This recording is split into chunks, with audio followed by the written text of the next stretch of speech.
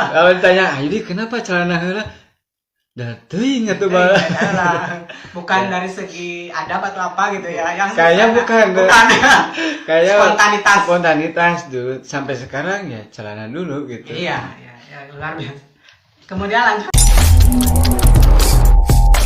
Welcome to Ngobras Podcast. Warahmatullahi wabarakatuh.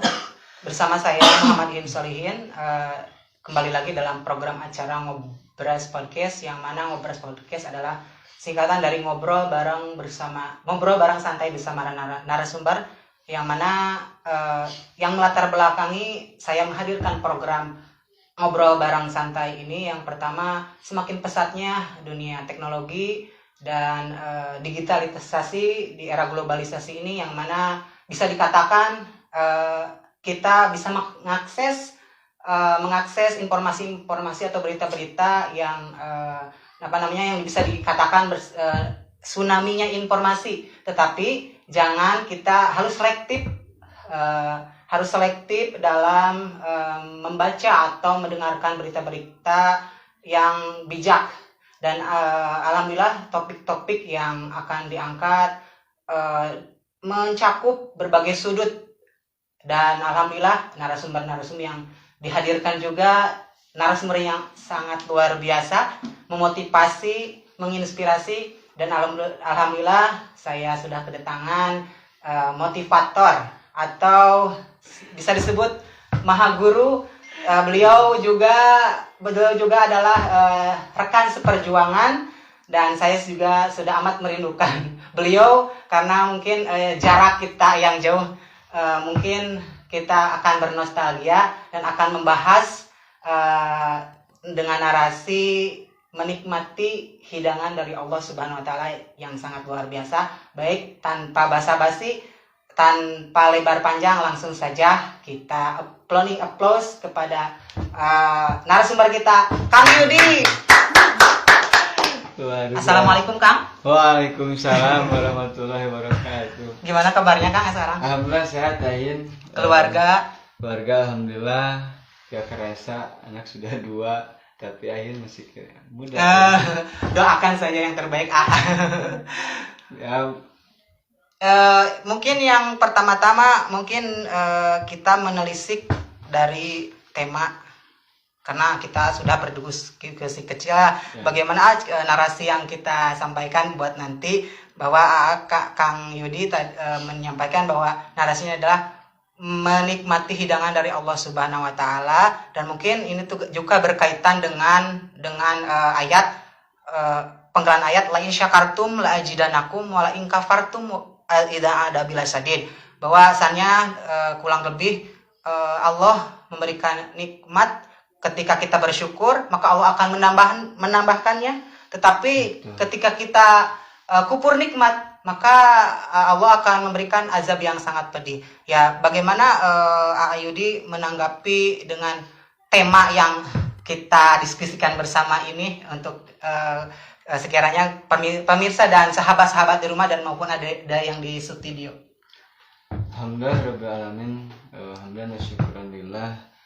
Puji syukur kepada Allah, tiada hak yang wajib dipuji selain Allah. Kita nggak ada urusan untuk dipuji karena makhluk. Yang sholawat dan salam juga selalu terlimpah curahkan ke baginda Rasulullah Muhammad SAW. Terlintas bahwa stigma menikmati itu lebih kecenderungan ke lahir.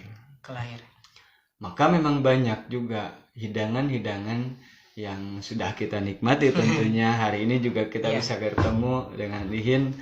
Itu juga nikmat yang luar biasa. Namun ketika nikmat lahir ini hadir, nikmat lahir ini dirasakan oleh kita, tidak bersanding dengan apa yang Allah perintahkan. Harusnya ketika lahir ini sehat, makanan ini juga sudah kita makan, harusnya bersanding dengan kewajiban yang ditunaikan.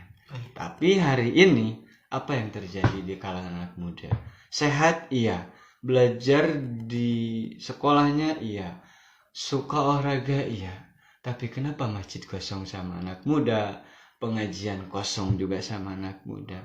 Maka dari sinilah persepsi tentang cara menikmatinya hidangan dari Allah itu hanya sebelah ternyata. Hanya untuk lahir dirinya sendiri, tidak kepada kebutuhan yang memang dibutuhkan oleh seorang hamba Allah. Itu yang menjadi kenapa kita harus menikmati hidangan yang lezat dari Allah ini bukan cuma makanan ternyata.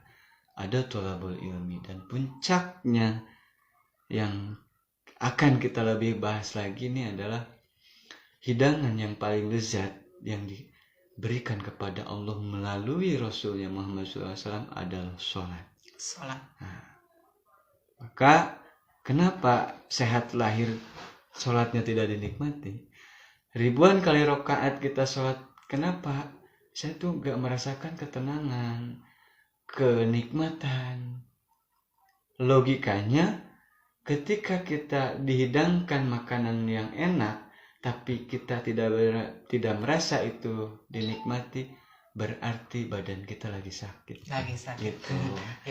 Ya, alhamdulillah perbincangan ini baru statement opening yang sudah amat luar biasa. Mungkin dari statement opening juga mungkin mudah-mudahan nanti pas puncak-puncaknya closing opening juga mudah-mudahan lebih wah lagi ya. Dan yang saya ingin tanyakan lagi mungkin Ayudi ya Ayudi itu kan Ayudi itu passionnya itu saya kan sudah kenal Ayudi.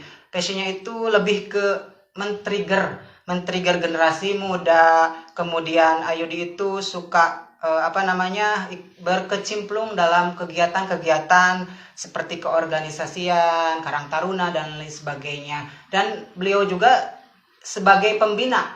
Nah, bagaimana Ayudi sebagai pelopor lah, bisa dikatakan pelopor untuk kalangan generasi milenial atau dan lain sebagainya, apa yang menjadi barometer Ayudi terus semangat memberikan spirit kepada anak-anak muda, tentunya Pak generasi muda dari mulai dulu sampai sekarang?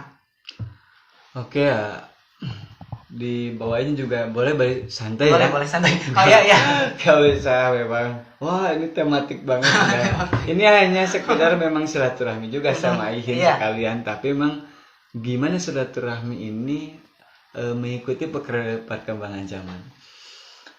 Selama Ayudi sampai sekarang tuh belum berhenti dalam berkomunitas. Karena menurut pribadi saya tuh ingin berubah. Satu perlu perubahan karena perubahan itu pasti dan gak bisa kita menolaknya. Dan gak bisa sendiri ternyata Ayin. Ketika Yudi waktu dulu pengen seperti si A, pengen seperti si B yang memang notabene bisa ngajak, bisa mengelola kegiatan komunitas karena habitnya juga mungkin juga dari orang tua. Dari dulunya suka berkomunitas di majelis taklim, di pengurusan kewarganegaraan. Nah, kenapa sampai saat ini bertahan? Satu, karena kita menemukan passionnya ternyata. Kalau bukan artinya seseorang yang tidak berorganisasi itu tidak baik, tapi alangkah baiknya ketika ada passion di jiwa ini, kayak Ihin udah jiwa lah, udah menjiwai, mau dibawa kemana juga. Ihin misal, Ihin diceritakan pindah nih secara kewarganegaraan Ujung Sari, pindah ke kabupaten. Rubah gak kejiwaan berorganisasi? Atau ketika di sana jadi diem. Kalau bahasa Sunda getek kalau diem tuh. Jadi memang udah passionnya, tahu passion kita tuh di organisasi diasah sampai sekarang. Kak lari dan habis komunitas ini misalkan karena situasional Ayudi pindah, tapi tidak berhenti. Saya masuk lagi ke komunitas A, ke komunitas B, sampai sekarang masih ada. Kalau di sini acara ngobras, kalau di sana nggak live kayak gini, itu acaranya ngopi. Kalau sudah ngopi, Ayudi sama teman-teman itu bisa habis sampai larut malam, karena membahas satu perkara harus selesai, harus menjadi ketika Ahin bertemu dengan Ayudi saat ini, itu akan dibawa ngopi perjalanannya bagaimana, terus apa yang saya butuhkan, ambil lakukan, seperti itulah. Maka sampai saat ini ya girohnya, semangatnya untuk berkomunitas selama komunitas itu tidak melanggar aturan secara tata negara, secara agama, maka saya dipastikan ingin, tapi belum tentu masuk. Disesuaikan dengan waktu, keadaan seperti itu. Maka teman-teman yang sudah punya passionnya, ada nih jiwanya, keorganisasiannya, resep ngariung, resep ngopi, asah tuh, maka terus akan berlanjut seperti Ahin sekarang.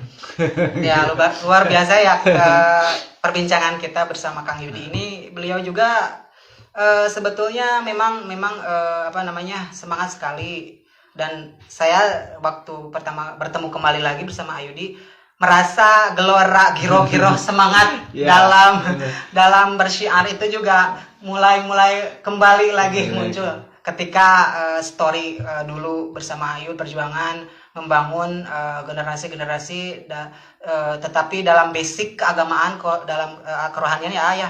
Waktu dulu itu memang tidak jauh-jauh dari proses gitu. Tidak jauh-jauh dari proses, maka Ayudi juga mungkin menginginkan bahwa generasi-generasi yang di wilayahnya, terutama di kampungnya sendiri, sekarang mah Panginten sudah beda lagi sama Ayudi di Sukaraja gitu. Sudah beda warga negara. Tapi tetap ketika ada pulang ke kampung halaman merasa kepanggil. Kepanggil, pengen nanyain gimana keadaan sekarang, gimana posisi saat ini. Lantas terpikir, kenapa saat ini berbeda dengan waktu saya dulu. Muncullah, dulu tantangannya kecil ternyata, bukan sayanya yang bisa. Gitu. Dulu tantangannya kecil, makanya gampang anak-anak muda seumuran atau umurannya di bawah Ayudi yang remaja-remaja tuh gampang. Ayo orang ngaji, hayu malam kemis, hayu orang ngariung, ngopi, hayu orang rapat, hayu orang musyawarah, itu gampang sekali terlaksana. Mas sekarang susah itu bukan pengurusnya kurang hebat, tapi tantangannya yang lebih luar biasa. Itu. Ya mungkin kita juga harus patut menjadikan Kang Yudi ini sebagai suri tauladan bahwa mungkin menjadi pelopor generasi muda yang ada di ujung sari. Maka Ayudi juga mempunyai legasi atau warisan-warisan yang diturunkan ke generasi, bahwa sudah menetaskan tadi ada semacam warisan-warisan yang diturunkan, bahwa generasi ke generasi harus memang adanya estafet penerus gitu. Nah mungkin ya kemudian apalagi ya, tadi sudah dibahas mengenai mindset, kemudian komunikasi.